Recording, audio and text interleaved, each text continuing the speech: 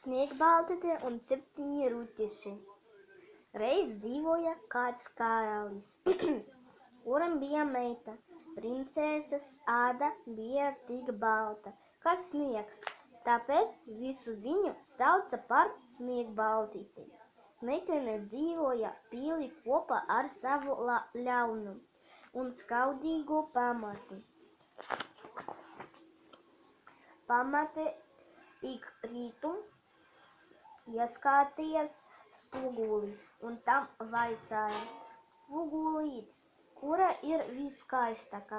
Un spogulis vienmēr cildināja pamates daļumu. Taču kādu rītu tas atbildēja: Sniegbaltīte ir skaistākā par tevi. Pamate sadusmojās un pavēlēja medniekam aizvest meiteni uz mežu un tur nogalēt. Taču medniekam bija laba sirds, un viņš neizpildīja karalienes pavēli. Mežā Sniegbaltīte uzgāja nelielu mājiņu. Tajā bija 7 mazas gultiņas.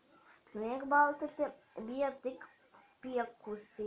piekususi, ka tūdaļ atgulās viena un aizmiga. Vakarā mājās atgriezās 7 ruķeši.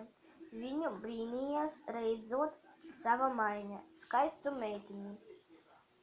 Kad Sniegbaltīte pamodas, viņa izstāstīja ruķešiem, ka nokļuvusi mežā. Ruķeši ļāva meitenei palikt sava maiņā un solīja sargāt no ļaunas pamates. Viņi piekodināja, lai meitene nevienam never vaļā durvis. Kādu dienu pie durvīm pieklauvēja vecņa. Viņa bija pārģērbusies pamate, taču Sniegbaltīte viņu nepazina. Vecnīte iedeva meiteni saindētu ābolu. Sniegbaltīte nokoda gabaliņu no skaista augļa un pakrita pie zemes, kā mirusi. Ruķeši mēģināja meiteni atdzīvināt, taču velti. Tad viņi ieguldīja Sniegbaltīti stikla zārkā un nolika to pie savas mājiņas. Kādu dienu garām gāja jauns princis.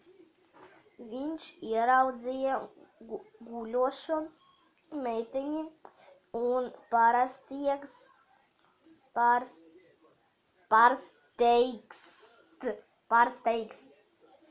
Tai tuvojās.